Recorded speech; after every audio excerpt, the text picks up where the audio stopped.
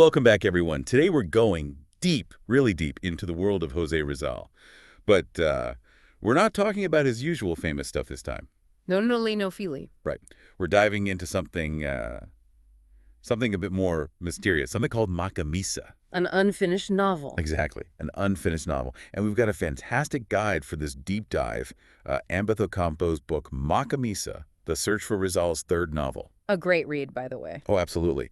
Now, this book, it's almost like a detective story itself. It's about Ocampo finding this manuscript, but it wasn't what he was looking for initially, was it? Not at all. He was actually on the hunt for the original Noli Me Tangere manuscripts, at the National Library. So Makamisa was a total surprise. You could say that. A lucky break, really, for Rizal scholars. And speaking of lucky breaks, Ocampo had to, well, stretch the truth a bit to get access to those manuscripts, didn't he? He did. Claimed he was sent by the director, a little white lie, to unlock those archives.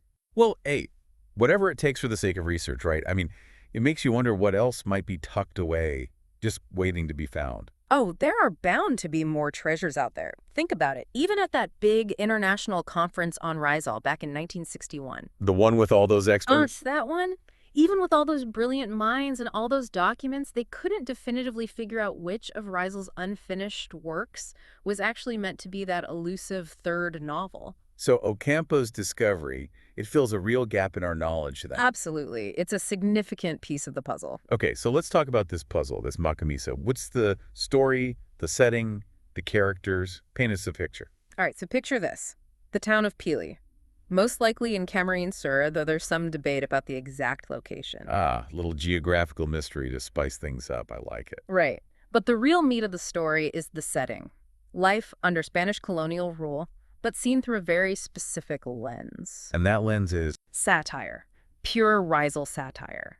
He populates this town with these incredibly vivid characters who perfectly capture all those social and political tensions of the time. He uses them to poke fun at the power dynamics, the absurdity of it all. Okay, I'm hooked. Give me an example. Who are these characters? Well, there's Padre Agaton, the parish priest. Now, this guy, he's powerful, irritable, and the entire town seems to revolve around his moods. It's almost comical, isn't it? Like the whole town holding its breath, waiting to see what kind of day Padre Agaton is having. Exactly. And then you've got Capitan Panchong, the gobernadorcillo, essentially the town mayor. Ah, so a bit of local politics thrown into the mix. Oh, absolutely. And this Capitan Panchong, he's totally fixated on his reelection, and he desperately needs Padre Agaton's support to secure his position. Wow, so the church and local politics, deeply intertwined as always. It's not just about religious authority, it's about social and political control as well.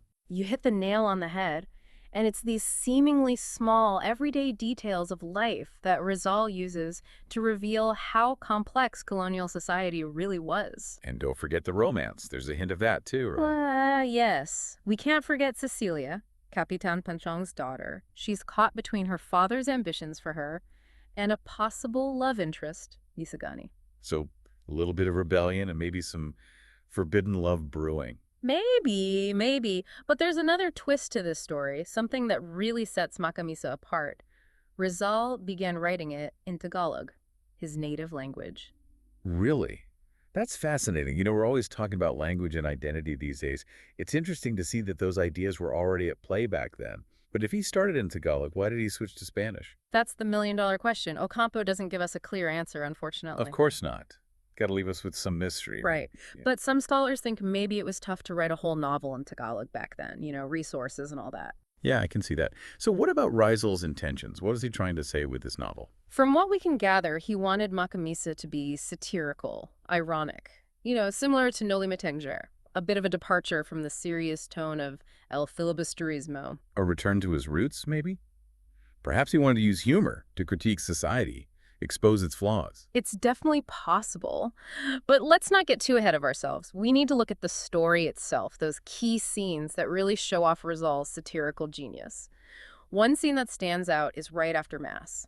The whole town is buzzing about Padre Agaton's strange behavior during the service. What do you mean strange? Well, he seemed rushed, almost angry, practically throwing the missal and censer around. It's funny how these little details become huge events in a town where the priest has so much influence.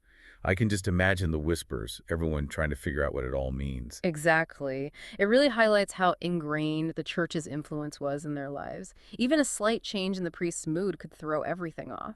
It's like Rizal's holding up a mirror to Philippine society, isn't it? Saying, look at yourselves. Look at how much power you've given this man. That's a great way to put it. He's not just telling a story, he's using it to make people question the way things are. And he does this through these really ordinary, everyday things. Like there's this scene with a tuktukan game. A Kuktukan game. What's that? Oh, it's this traditional game where boys compete by cracking eggshells. Sounds harmless enough. But I have a feeling it's more than just a children's game in Rizal's hands. You're right. He uses it to represent the bigger power dynamics at play in the town. It's not about winning a game. It's about social status, politics, and how the system favors those in power. I see. So how does this play out in the story? Well, we have two boys competing, Cecilio, Panchong's son, and Silvino, the son of Panchong's rival, Tanukang. Now, Silvino comes from a wealthier, more influential family, and there are rumors that he cheats, loads his eggs with brick dust to make them stronger. Ah, so it's not really a fair fight. Exactly. And Cecilio, the underdog, he's hesitant to challenge Silvino at first because of his reputation, but then he decides to fight back. It's almost like a mini rebellion. Right. And the outcome of the game, well, it further reinforces this idea of challenging authority. Cecilio, against all odds, wins. That's fantastic. But I bet this victory doesn't go unnoticed. You're right. It escalates things, draws in the fathers, and eventually even Padre Agaton himself. Tanukang, furious about his son's loss, demands justice, claims Cecilia cheated. Classic sore losers. Right. But it's not just about a game, is it? It's about his social standing, his pride. And I bet Padre Agaton sides with him. Of course. Swayed by Tanukang's influence, maybe a few well-placed gifts, who knows? But it shows how justice isn't always fair, especially in a colonial setting. That's a good point. But we've covered a lot of ground here. Maybe it's time to take a break, let our listeners process all of this. Good idea. We'll pick up where we left off in the next part of our deep dive. We'll explore more of those fascinating characters, those pivotal scenes, and the layers of meaning that make Makamisa such a thought-provoking work, even unfinished. Stay tuned, everyone. There's much more to uncover.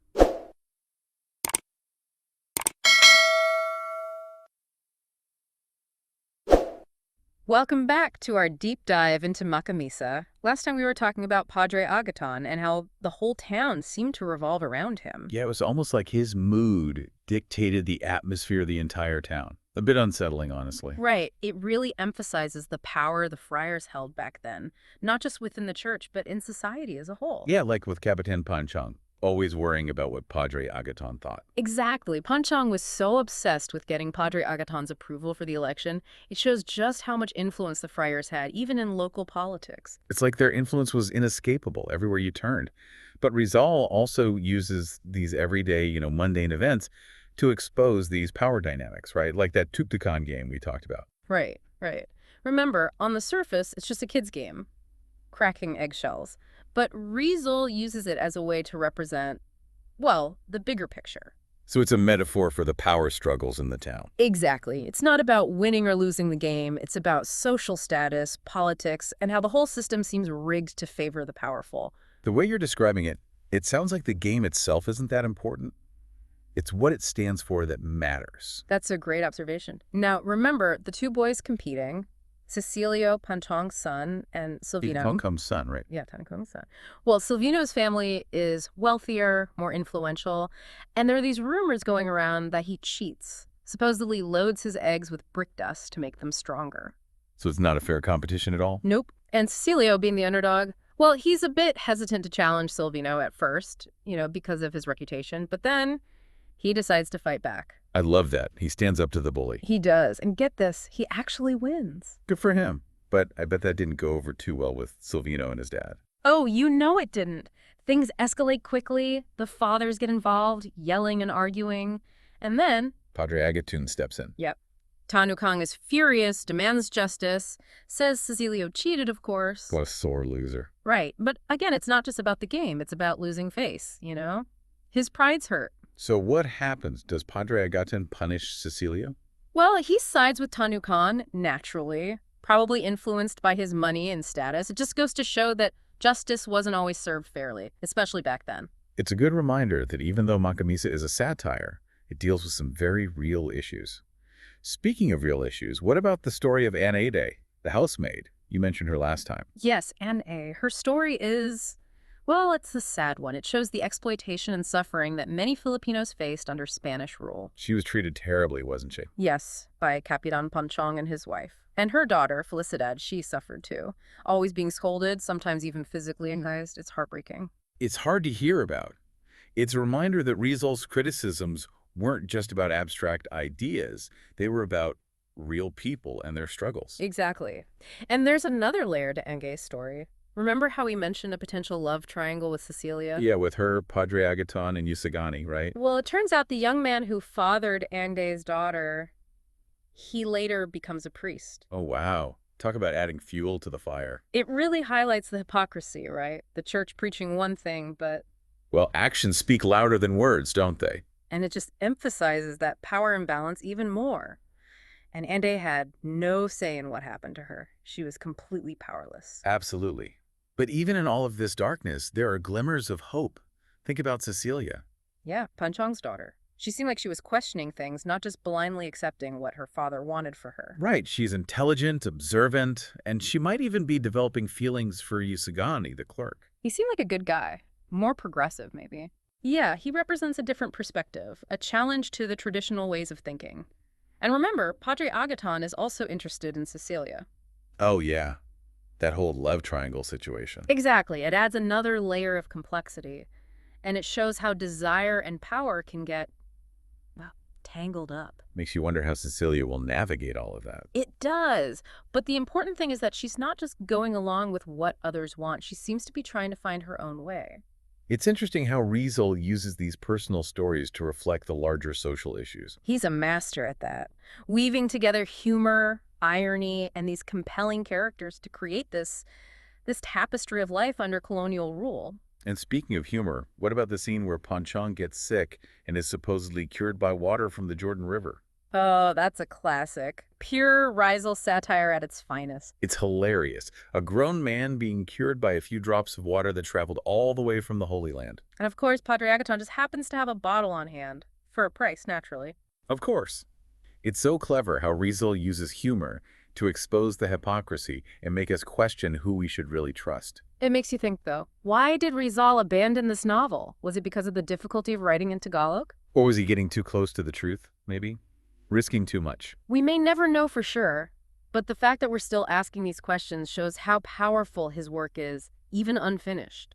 It really is. It's like we're left with this puzzle, trying to piece together the missing pieces. Yeah. But even incomplete, Makamisa speaks volumes about Rizal's genius and his lasting impact. It does. And speaking of missing pieces, there's one more aspect of Makamisa we need to explore. Something that sheds light on Rizal's commitment to connecting with his fellow Filipinos.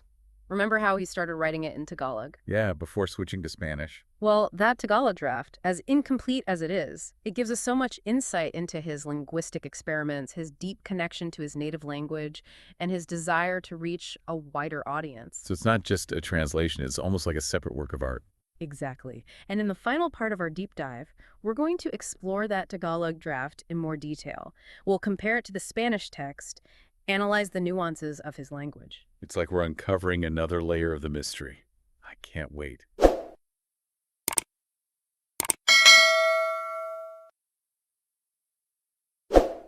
Welcome back, everyone. We've been digging deep into Rizal's Makamisa, uncovering its secrets, and now we're focusing on something truly special, the Tagalog draft. Ah, yes. This draft, it gives us a unique look into Rizal's mind, wouldn't you say? It's not just a simple translation of the Spanish text, it's something more. What do you mean by that? Well, the language, the way he uses Tagalog, it's like a different story altogether, a different feel, you know?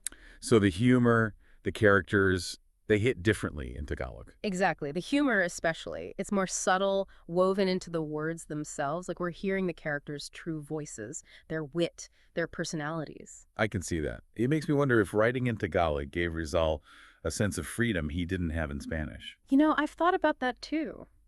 Spanish, it was the language of power of the colonizers. But Tagalog, that was the language of his people, his heart. So by choosing Tagalog, he was making a statement. reclaiming his heritage, his identity. Exactly. And this wasn't just a one-time thing, remember. He was also working on a Tagalog translation of Noli Me Tangere around the same time. So it was important to him to reach a wider Filipino audience. Absolutely. Imagine the impact a completed Makamisa in Tagalog might have had, especially back then, with the growing sense of national identity. It could have been a real game changer, couldn't it? Sparking conversations, inspiring people. Who knows what might have happened? It really makes you think about the power of language, how it can unite, inspire, even fuel a revolution. It's true. And it makes the loss of the complete Tagalog draft even more, I don't know, heartbreaking. Yes, it's a shame we don't have the whole thing, but what we do have, even those fragments, they're precious. They give us valuable insights into Rizal's creative process, his deep connection with his language, and his commitment to his people. Exactly. And it highlights the enduring relevance of Rizal's work, the issues he grappled with, language, identity, representation.